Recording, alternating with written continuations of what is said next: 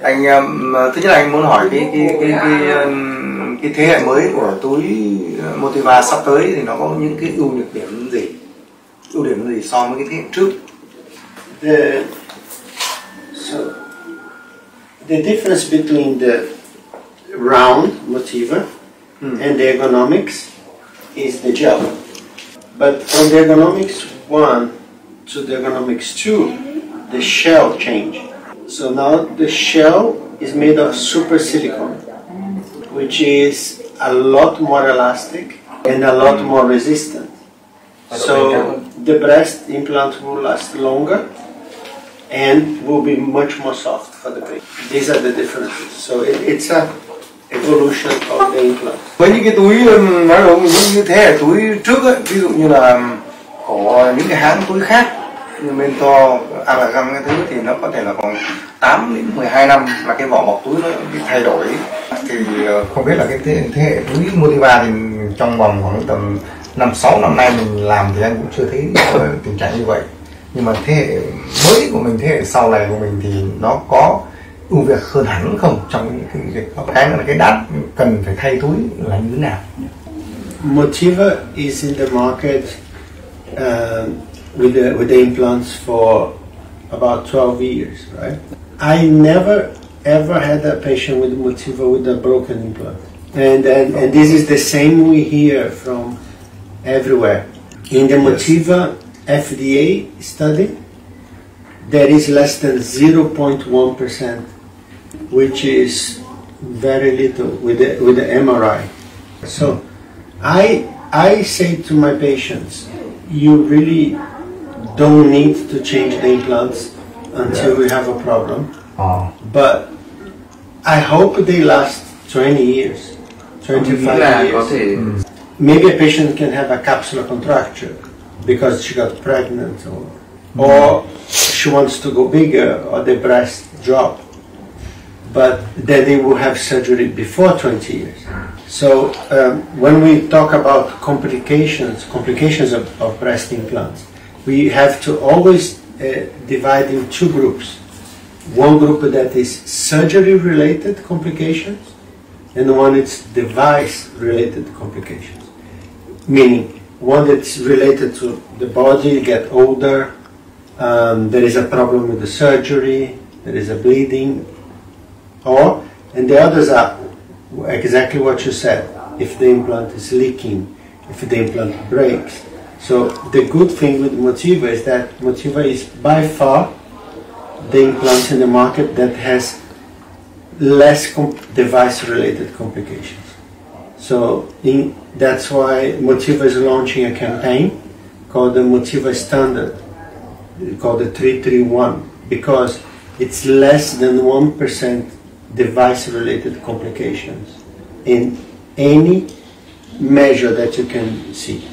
Like it's either a study or Motiva data or FDA data or implant registries. I don't know if you know what it means.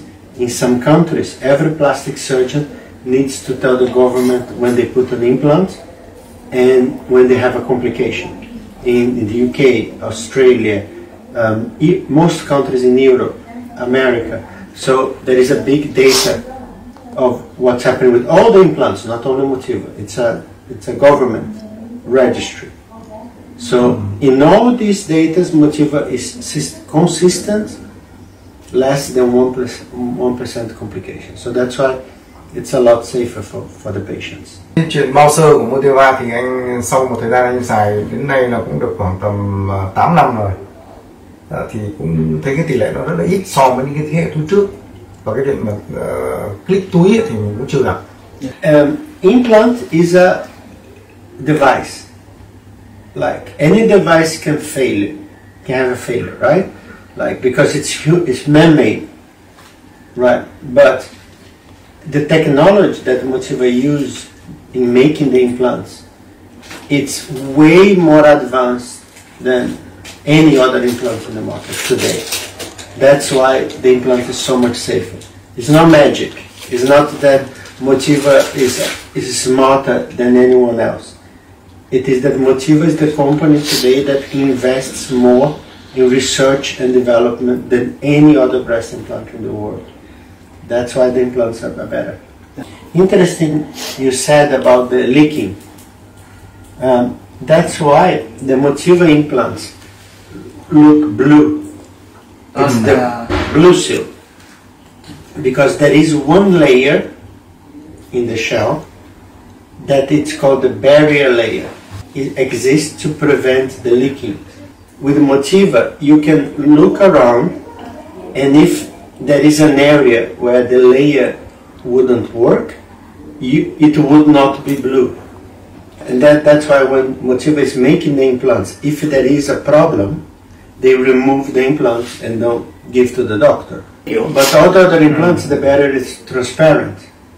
Sometimes you open a patient that had surgery in the past, and one implant, it's white, like the box, and the other is completely different color. Have you seen that before? So one yellow, one is transparent. Old implant, have you seen that before? Rất nhiều. Rất nhiều. Yeah. And why? Because in these implants, the barrier, it's not functioning. Oh. That's why with Motiva, if you replace a Motiva implant you've done 8 years ago, when you open, it's going to be exactly almost the same. Cái mà ông nói thì anh thấy rất là nhiều. Tại vì mấy cái thế hệ túi của cái hãng khác á, mà khi mà bể túi khi mình lấy ra á, thì cái hình dáng túi thứ nhất là nó bị mất, thứ hai là cái vỏ bao túi nó bị thay đổi màu sắc, nó từ màu trắng mà nó sang màu vàng, đó, nó rất là khác. Còn Motiva thì có những ca mình lấy ra thì đúng như ông nói thì cái màu sắc túi nó chưa biểu hiện thay đổi gì nhiều. Most problems with other implants, when you open and you see the deformity of the implant, the deformity was caused in the surgery because there is a process. The implant can break, but also the gel inside can break. That's called gel fracture. Many of the other implants, I used many Allergan implants in the past. When you're putting the implants, the gel break, but you don't see. So when you remove, 10 years later, the implant has this shape like this. Yes. Yeah. But with Motiva, because of the technology, you can, like, this is more than when you put back, the implant goes back to the shape. There is no gel fracture. Tại vì cái gel nó có memory. Memory gel. Memory gel. Yeah. So that's why with Motiva, you're never going to see these deformities, right? And there is a theory that the old implants texture, like Allergan, for example, when you put and then you create a fracture, and this point is like this inside the breast, in time, because the texture is rough, and then the silicone keeps rubbing against silicone, that's why they break so much early, 80 years, 7 years, as you said. But with Motiva, there is never a fold, so there is less friction inside the implant. Vào những cái vùng mà nó lộ túi như vậy thì ông thường ông sẽ ưu tiên lấy mỡ vùng nào, và vùng nào nó sẽ thường nó sẽ sống tốt nhất? I'm not sure where is the best. I like inner thigh. Không biết khu vực nào là tốt nhất, nhưng mà ông thường sẽ lấy ở đùi. Yeah, or stomach. Hoặc là but I don't like the back part because it's very bloody, very fibrotic. I always try to go first stomach, then if they don't have any stomach, I go inner thigh, and it's a very stuck fat. Even very slim girls, they have a little bit of fat in the inner thigh. It's different than doing liposuction. If the patient wants to do liposuction, then I do the liposuction. But if it's just for hybrid, I only take what I need. Cái túi nó bị lộ, khi túi nó bị lộ dưới da thì không biết là các ông ấy sẽ xử lý cái tình trạng đó như thế nào. Nhưng mà sau lộ hay là mình nhìn thấy luôn, mình nhìn thấy cái túi mà có những trường hợp mà ví dụ người ta đã đập dưới cơ rồi, nhưng mà sau một thời gian, ví dụ như sau khoảng tầm 4 đến 5 năm sau chẳng hạn, nó sẽ bị túi nó ra sát da quá, thì bây giờ mình theo kinh nghiệm của ông ấy thì mình giải quyết những trường hợp đó là sao? I imagine he does dual plane. Yeah? Yes. The technique. Yeah. So with the dual plane technique, the muscle only covers the top of the implant, not the bottom, right? So every implant in time, every implant, the implant pressures the tissue underneath, and then it gets thinner and thinner and thinner. Yes. So every woman with breast implants, after 5 years, 6 years, if they touch the crease of the breast, they can feel a little bit the implant. That's a common thing. So usually it's more that the woman feel, but it's not visible. If it's visible, you can just put a little bit of fat and it disappear. Yeah, I love putting fat with the implants, a little bit. I think it helps a lot. Yeah, just a little bit under the skin, not in the pocket. Yeah. Do you have any hobbies? Anh có sở thích gì không? I like to bicycle. Bicycle? Yes, and run. Nice. And run. Yes. But run with all the mopeds is dangerous. You have to go to a park. Ra công viên. Yeah. Go to the park. Go to the park. Yeah. That's good. Do you have children? Yes, I have 4 children. 4 children? Yes. Anyone wants to be a doctor? My children Very small. Very small. Yes. That's good. But would you like them to be a surgeon? Would you like if they want to? Yes, I like. Yeah, that's nice. That's very good. That's very good. What's your favorite surgery? I like my favorite surgery. I like surgery nose. You changed a lot the patient face, right? Yes. They're happy. Yes. Yeah, it's very good. Yeah, in Asia, facial surgery is probably number 1. Yes. In whole Asia, every country, from Korea to Thailand. Do you do a lot of gluteal surgery? Yes, I have many. It's popular in Vietnam. Nâng mông thì có phổ biến ở Việt Nam không? Tương đối đến bây giờ là tương đối phổ biến. Bắt đầu dần dần cái lượng khách hàng nó dần nó tăng lên. More and more. Bây giờ thì cái tỷ lệ giữa nâng mông và đặt túi ngực thì nó khoảng tầm 30 đến 40 ca nâng mông thì đặt túi ngực thì sẽ có 1 ca đặt túi mông. Wow. Đó là cái tỷ lệ mà khách hàng của anh. That's very good. Yes. Yeah. Gluteal augmentation is very good, very safe. It has a little bit more complication than breast, no? Yes. Because of the area. Yes. It opens the wound a little bit. Yes. A little bit more seroma and a little bit more painful. Yes. Đau hơn. Yeah. No, cái painful thì anh không có thấy đấy. Cái mức độ đau của nâng mông thì nó không nhiều bằng nâng ngực lắm. Nhưng mà thấy cái ông nói là những cái tình huống mà nó phản ứng này rồi nó nhiễm trùng vết mông á, rồi cái vấn đề của nâng mông về lâu dài nó sẽ nhiều hơn. Vietnam woman strong.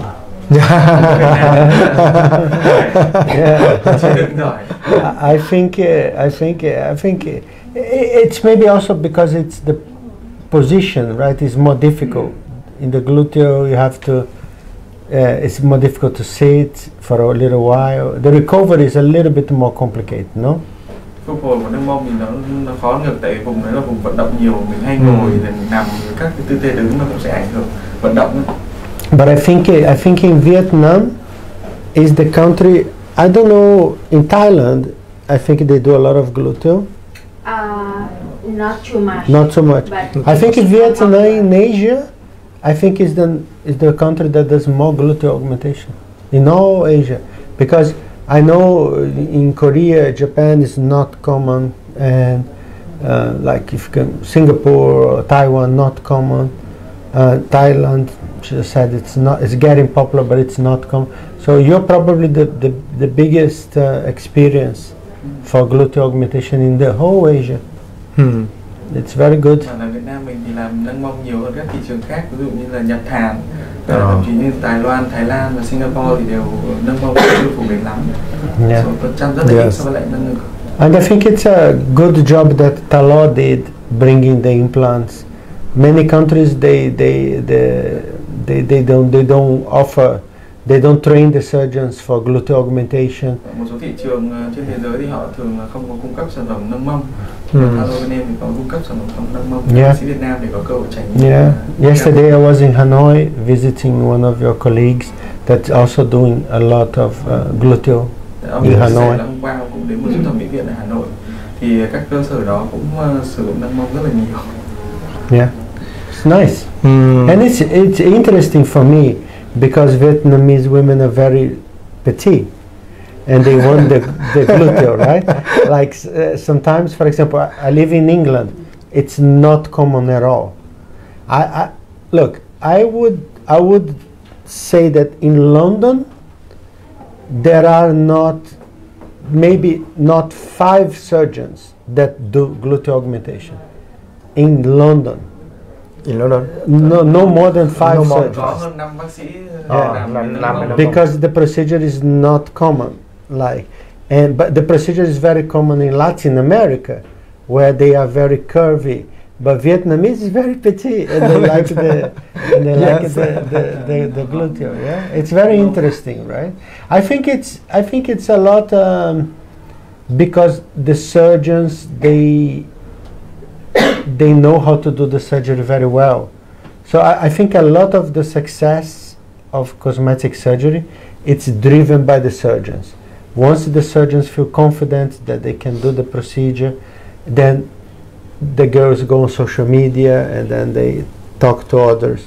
So in many other Asian countries, even in the UK, not many surgeons talk about it, so the patients don't do the surgery, right?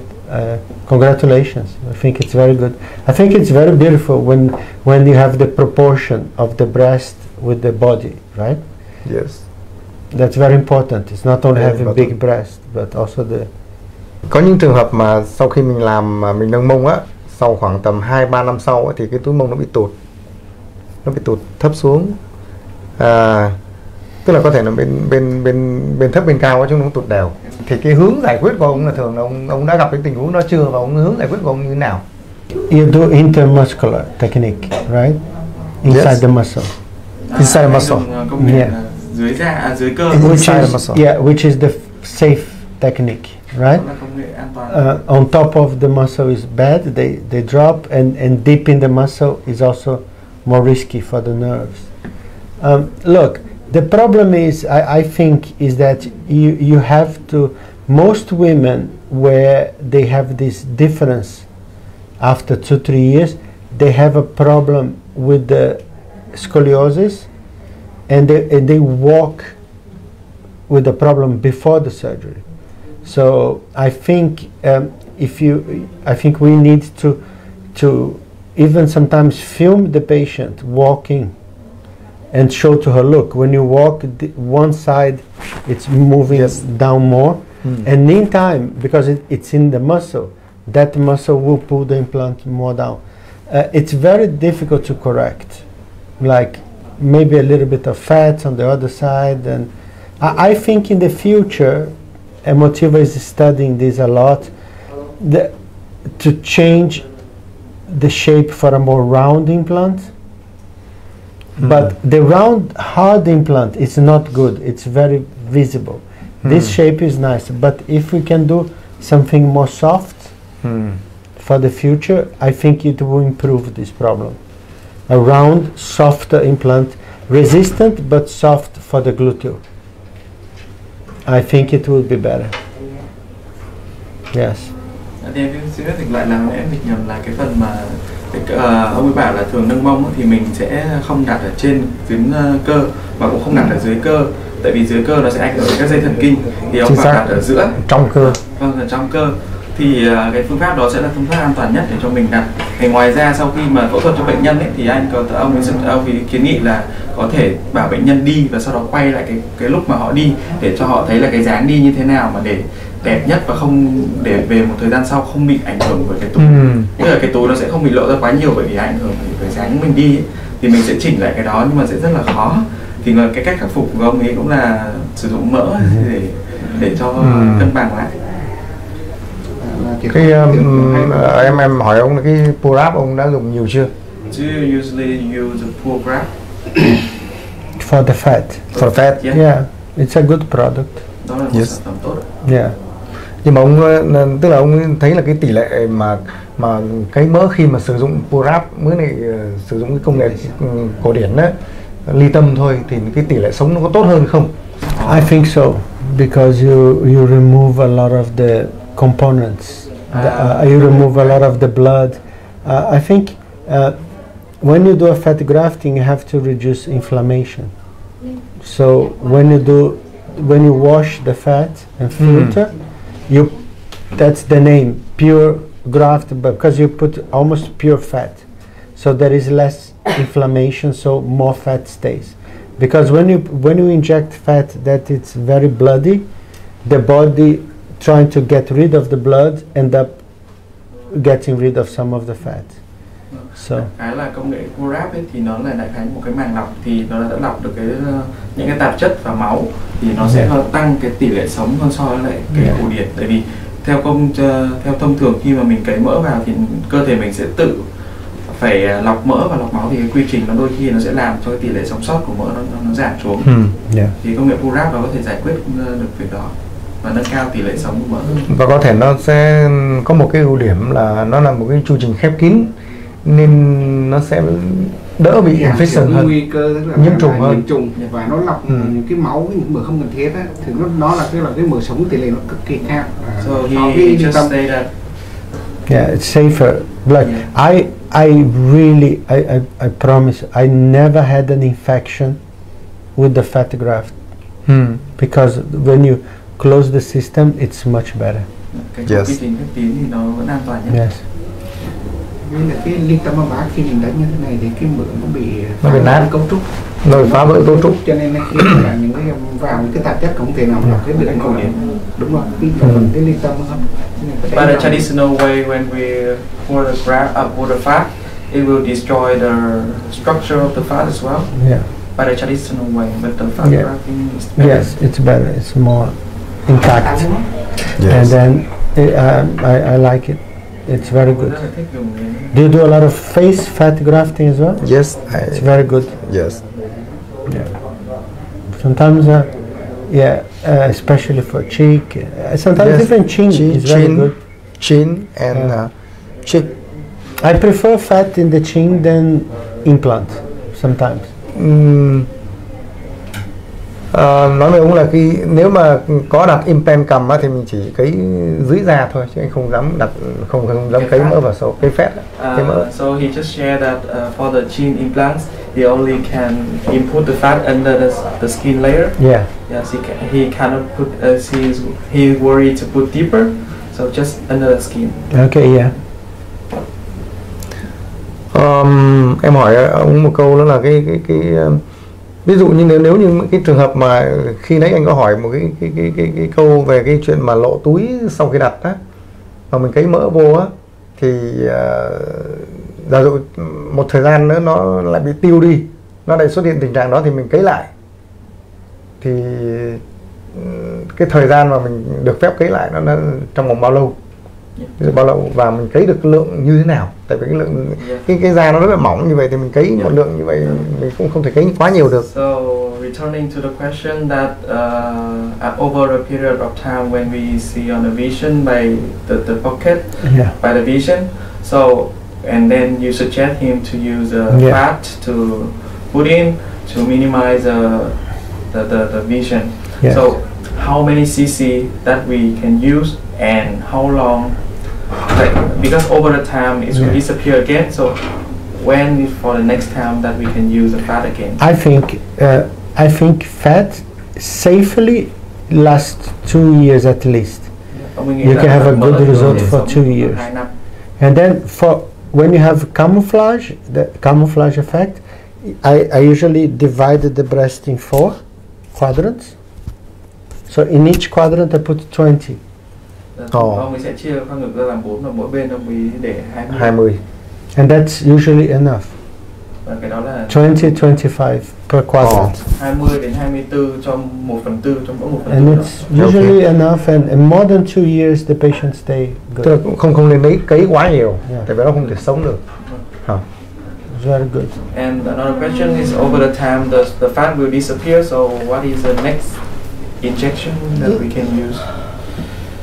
Like the second time for putting the fat after it Yeah, like disappears? once you've done fat grafting, when you fat graft again in the same area, more fat survive. All the papers show that. So the first fat graft may last a couple of years, then the second fat graft will last longer, because if when you graft in an area that has previously been grafted, the intake is bigger. So you can keep repeating, and it's gonna get better and better and better. That's why fat grafting is. Cái mỡ thì có thể sống trong vòng được 1 năm, nhưng mà chắc chắn một điều là khi cấy lần thứ 2 thì cái tỷ lệ sống của mỡ sẽ cao hơn rất là nhiều. Yeah, and how is the scarring with the Vietnamese women? Người Việt Nam thì cái sẹo tương đối phổ biến, đó, nên là sau hậu phẫu thì các bác sĩ Việt Nam cũng phải sử dụng nhiều cái phương án để chống sẹo. Do you have any special treatment for scar in Vietnam that you think it's very successful? Phương án trị sẹo tối ưu nhất ở Việt Nam bây giờ anh đang làm cái liệu trình chống sẹo ấy, thì thường là ngay sau mổ thì mình sẽ dùng tế bào gốc, mình tiêm tế bào gốc, rồi mình cà sẹo, mình tiêm tế bào gốc tự thân nha, tế bào gốc tự thân, tế bào gốc tự thân đó. Tế bào gốc tự thân thì mình PRP á. PRP nhưng mà bằng tế bào gốc. Yes. You do PRP? Yes. For scare. Yeah. How long after the surgery? How long after take a seal? Sau khi cắt chỉ đó. Sau khi cắt chỉ khoảng 2-3 ngày. After 3 and 3 days. When you take the drain. Yeah. The seal Yes. is the drain. The drain. Yes. Yeah. Okay. And so 2 to 3 days you do PRP on the scar. Yes. Never. Very good. First time I hear that. Interesting. Yes. Thì anh sử dụng cái công nghệ đó một thời gian cũng được khoảng nửa năm đến 1 năm nay, thì thấy là cái sẹo nó rất là đẹp, và cái sẹo nó rất là smooth, mà cái chuyện mà sẹo nó lành rất là nhanh. Very good. In Korea, they use a lot of stem cell. Yes, stem cell. Because Korea has very strong scar. Yes. Very red, very hypertrophic. But they do the stem Vietnam. The same. But in Korea, they do the stem cell at the end of the surgery. They close and then they do the stem cell. But PRP makes a lot of sense. How deep therapy. do you inject the scar? Mình tiêm trong sẹo thôi, trong da thôi, chứ mình không tiêm sâu quá. And you see a big difference. Rất khác biệt. Yeah. You should publish that. Yes. Yeah, because it's so important. Yes. Scarring, even for a small breast augmentation, is a big problem in Asia. Okay. Và nói ông này anh sẽ thống kê lại để được một cái mẫu nó tương đối lớn một xí, thì có thể anh sẽ tập kết lại một bản báo cáo. It's very important, so people can learn from you. Yeah, thank you. Ok, chắc hôm nay cảm ơn ông, hẹn ông ở hội thảo. Thank you so much. It was a very beautiful clinic. Yes. Congratulations for Thank your beautiful work. Thank you. Thank you for having me in your house. Yes, thank you. Thank you so much. Thank you so much.